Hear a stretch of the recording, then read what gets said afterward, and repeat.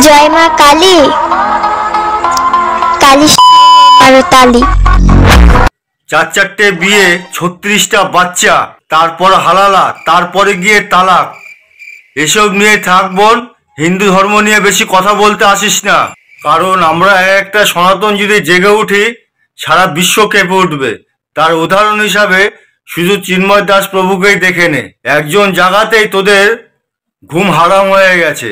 আর আমরা প্রত্যেকটা সনাতনে যদি জেগে উঠি না, হ্যাঁ, তোদের ঘুম তো দূরের কথা, তোদের জিনা হারাম হয়ে যাবে।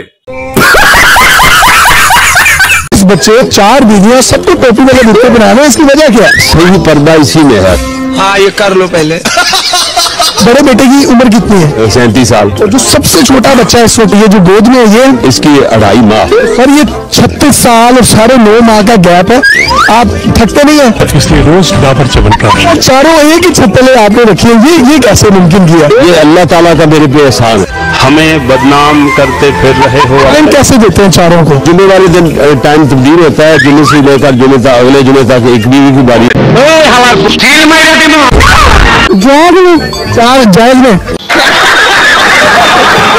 আমরা ভারতীয়রা এনাদের পেছনে এত বাস দিয়েছি, লাস্টে এনাদের পেছন পুরো ব্যথা হয়ে গেছে। এই পাগলা হুজুরা ধর্মীয় জলসায় এসেও মেসেজ করাতে হচ্ছে, তাও কি আবার ঘাড়ের উপরে উঠে। রাস্তায় হেঁটে দেবো, পাইপ গুলো গেছে চেঁচাতে মোচ মোচ মোচ। কাবা ঘরে একটা দুটো নয় 360টা মূর্তি রাখা ছিল। আমাদের দেশে দেখবেন অনেক হিন্দু ভাই ফেসবুকে লাইভে এসে মোবাইলে বলছে সে আমরা ভালো করে শুনুন। সে কেন বলেছে জানেন? এখন নেই, কিন্তু বাস্তব কথা বলেছে।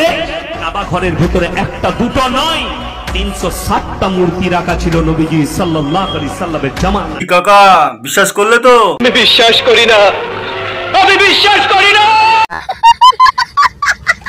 আমাদের চারিপাশে থাকা ধর্মান্তরী মুসলিম ভাইরা, আশা করি হুজুরের কথাটা আপনারা মন দিয়ে শুনেছেন। এবার তো বিশ্বাস করুন, আপনাদের বাপদাদারাও একটা সময় হিন্দু ছিল। সহি পকড়ে হ্যাঁ। ওয়েলকাম অল ভিউয়ার্স, আজকে আবার একটা নতুন ভিডিও নিয়ে চলে আসলাম। আজকের এই ভিডিওটা কাউকে ছোট করার উদ্দেশ্যে বানানো হচ্ছে না।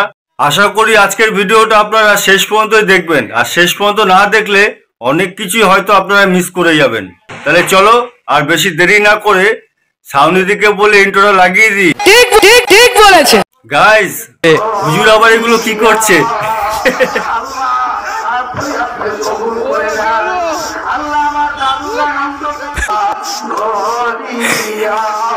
বন্ধুগণ, এই হুজুরের এসব কন্ডা কারখানা দেখে আপনাদের কি মনে হচ্ছে আমি বলতে পারবো না, কিন্তু আমার কিন্তু এটাই মনে হচ্ছে, আমরা ভারতীয়রা এনাদের পেছনে এত বাস দিয়েছি, লাস্টে এনাদের পেছন পুরো ব্যথা হয়ে গেছে।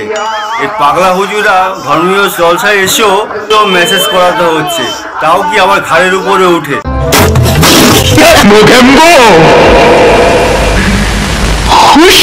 कसम चाह ले लो खुदा की कसम, बहुत प्यार करती है तुमको सनम। तू क्या बोल रही है? ये बहनचो सारे मिलके हमको पागल बना रहे हैं, मादर चोद के। বন্ধুগণ, এই হুজুরের ভেলকিটা দেখলেন তো? ধর্মীয় সভায় বসে ধর্মীয় গান না করে হিন্দি গান করছে। कसम चाह ले लो खुदा की कसम, बहुत प्यार करते हैं तुमको सनम। I still love you.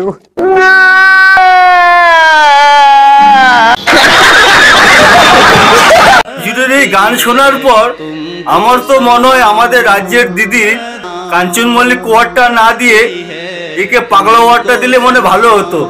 কি কাকা? পিসি, পাগলা হুজুরকে একটা ওয়ার্ড দাও না পিসি। না, যতই দাও ততই চাই।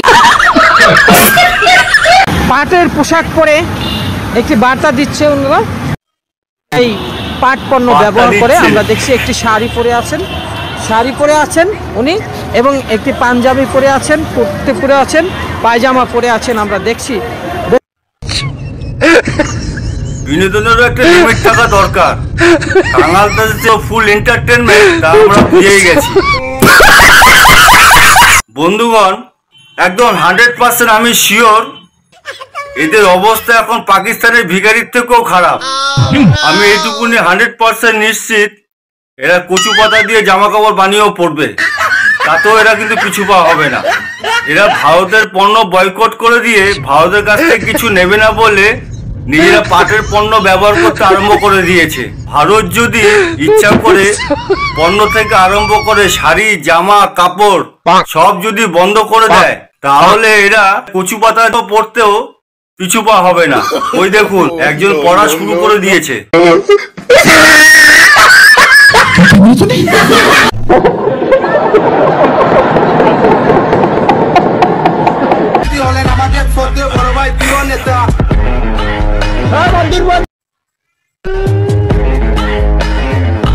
গাইস, হুজুরের এসব কাণ্ড কারখানা দেখে অবাক হবে না। এখন ঠান্ডার সময়, আর ঠান্ডার সময় হুজুরদের মেহফিল জমে ওঠে। হুজুর মশাই লুঙ্গি পরেছিল, ওলের ভিতরে শোয়াবোকা ঢুকে গেছে। তা হুজুর মশাই বুঝতে পারেনি, পরে যখন মেন সেন্টারে গিয়ে ঢুকেছে তখন বুঝে গেছে যে শোয়াবোকা ঢুকেছে, তার জন্য লাফিয়ে লাফিয়ে শোয়াবোকাটাকে বের করছে।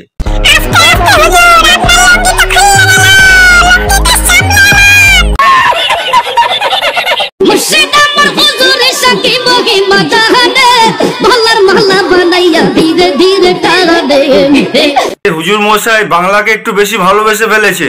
গাইস, আপনি হয়তো মনে মনে ভাবছেন যে হুজুর মশাই এই প্যান্ডেলের উপরে কি করছে। কালকে রাত্রে হুজুর মশাই একটু বাংলা একটু বেশি খেয়ে নিয়েছে, উপরে উঠে গিয়ে নিজেকে স্পাইডারম্যান প্রমাণিত করছে।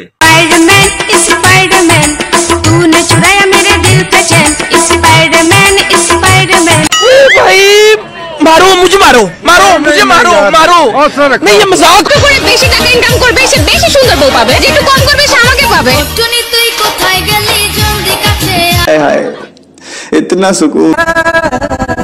I think I love you. तुम्हें भी कुछ फीलिंग्स है मेरे लिए, तो तुम अपना चेहरा जरूर दिखाओगी। मैं तुम ऐसा जरूर करोगी।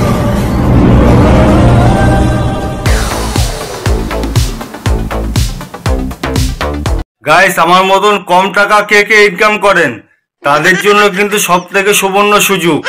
এই সুবর্ণ সুযোগ কিন্তু ছাড়া যাবে না। কে কে যাবেন কমেন্ট করে জানান। লোটো কম্বল গুটিয়ে নিন, বাংলাদেশ চলে যাই।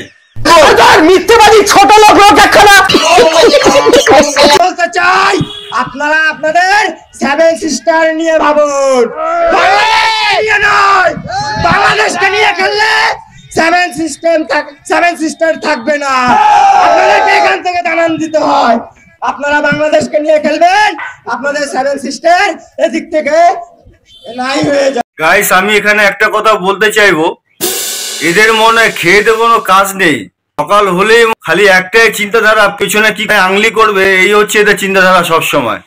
এরা কি ধরনের পড়াশোনা করে, কি ধরনের শিক্ষা অর্জন করে, আমি এটুকুনি ভেবে পাই না। এদের ভবিষ্যতের কোনো চিন্তা নেই, এরা দেশকে কি করে সামনের দিকে এগিয়ে নিয়ে যাবে সেই চিন্তাধারা নেই।